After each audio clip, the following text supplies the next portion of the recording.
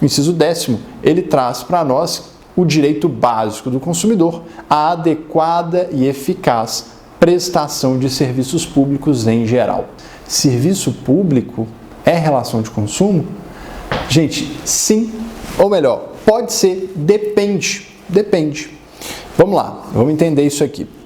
O serviço público, ele é de titularidade do Estado, da União, do Estado federado ou do município, mas é um serviço cuja titularidade pertence ao Estado, não é? Estado lato sensu. E aí o Estado pode fazer o quê? Ele pode conceder este serviço para um particular exercê-lo.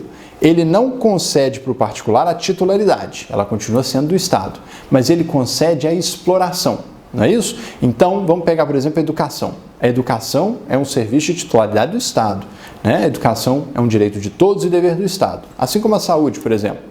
Mas o Estado pode delegar, por meio de uma concessão, a exploração desse serviço por faculdades particulares, por escolas particulares. O serviço deixou de ser público? Não. Deixou de ser da União? Deixou de ser do Estado? Deixou de ser do município? Não.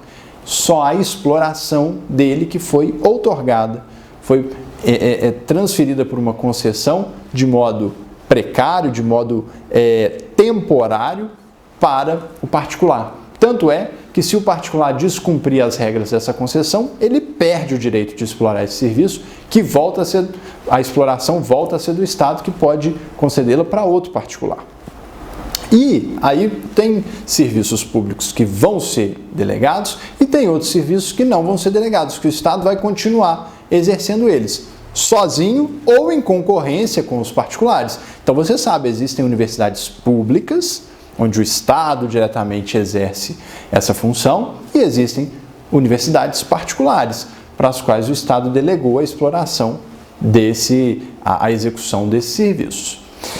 E aí, tem alguns critérios para a gente identificar quais serviços públicos serão relação de consumo e quais serviços públicos não serão relação de consumo. Então, a primeira regra para você já anotar aí é que nem todo serviço público configura uma relação de consumo, tá? Então, olha só, hora de você fazer uma planilhazinha, uma tabelinha aí no seu caderno, para você que está anotando, para distinguir.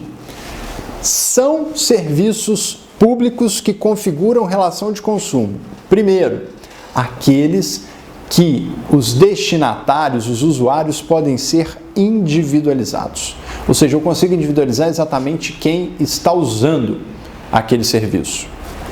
Segundo, aqueles serviços públicos que são de uso facultativo.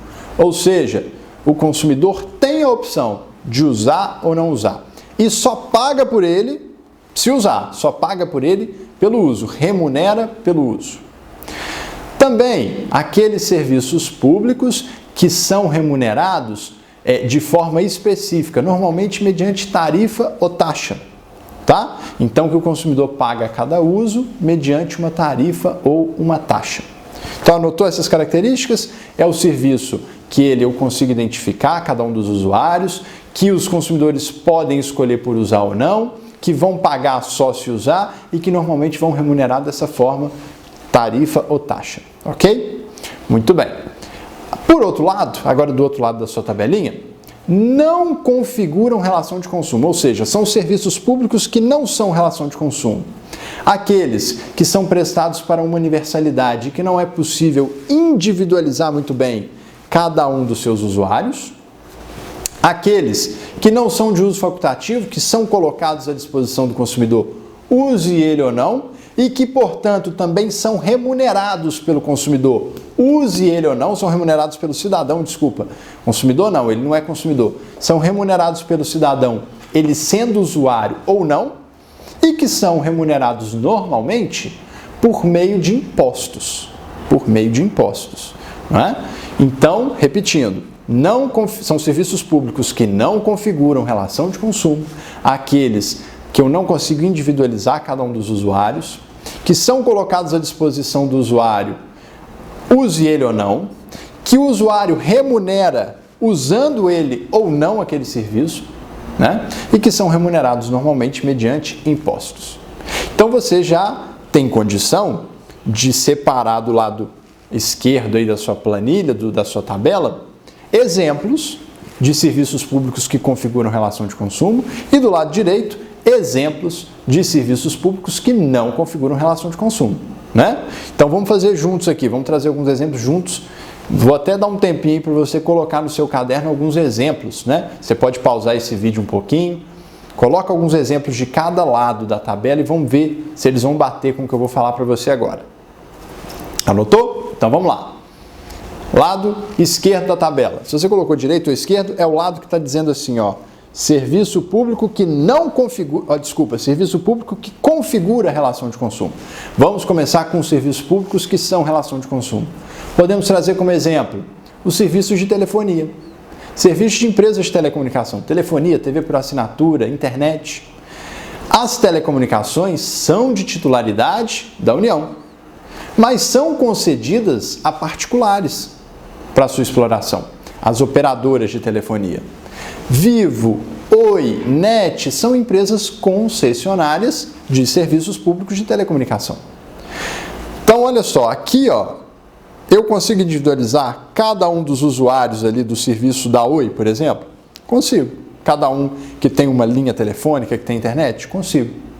Eu sou obrigado a contratar um serviço de telefone celular? Não. É muito importante, é uma necessidade, mas eu não sou obrigado. Se eu quiser não ter um celular, não ter um telefone, eu posso não ter. Eu só remunero pelo uso? Sim, eu só vou pagar pelo serviço da Oi se eu usar. Se eu não tiver contrato com a Oi, eu não pago a Oi. E eu remunero como? Mediante ali uma tarifa. Não é isso? Então, telecomunicação. Outro exemplo, serviços de transporte aéreo, aviação civil.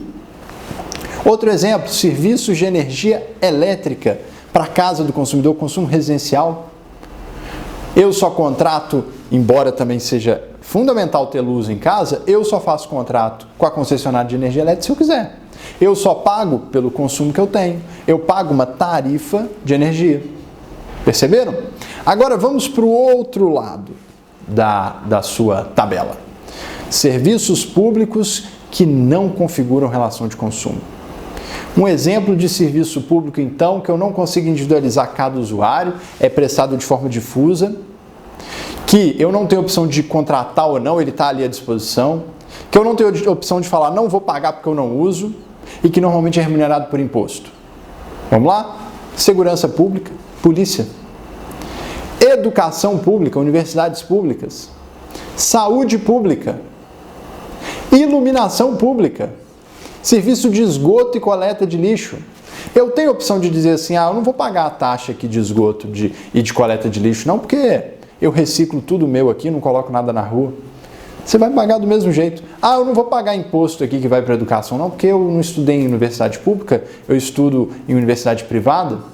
Eu não vou pagar aqui o IPVA do meu carro, não, porque eu quase não pego estrada, quase não uso meu carro. Quando eu uso estrada, ela é pedagiada, ela é parceria com a iniciativa privada. Você não tem essa opção.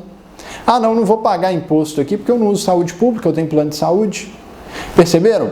Aqui você tem o serviço à disposição, ou deveria ter, paga imposto usando ele ou não. Bruno, mas essa universidade pública eu não tenho ali à disposição para usar se eu quiser. Gente, não é nesse sentido. É porque muitas vezes o serviço público ele é limitado, não é? Então, todo mundo potencialmente pode entrar numa universidade pública sem pagar necessariamente uma mensalidade. Mas como as vagas são limitadas, aí tem um programa que avalia o mérito, não é? Por meio de um vestibular, por meio de uma prova, para ver quem vai preencher as vagas que existem. Mas o serviço é público, está ali colocado à disposição. E você vai pagar imposto por ele, usando ou não. Entenderam? Então, esses serviços, eles não são serviços que configuram relação de consumo. Nesse caso, o Estado não pode ser tido como um fornecedor. Então, olha só, às vezes é a mesma atividade, mas como muda a natureza da sua prestação, ela é de consumo numa situação e não é na outra. Então, se você teve um problema com a sua faculdade que é particular, é relação de consumo, aplica o CDC, você é consumidor, ela é fornecedora. Agora, se você teve um problema com a sua universidade que é pública, as regras vão ser outras, de direito administrativo. não vai se aplicar o CDC no seu caso. Você não é um consumidor, o Estado, a União nesse caso, não é uma fornecedora. Perceberam então como que a gente identifica qual serviço público é relação de consumo e qual que não é?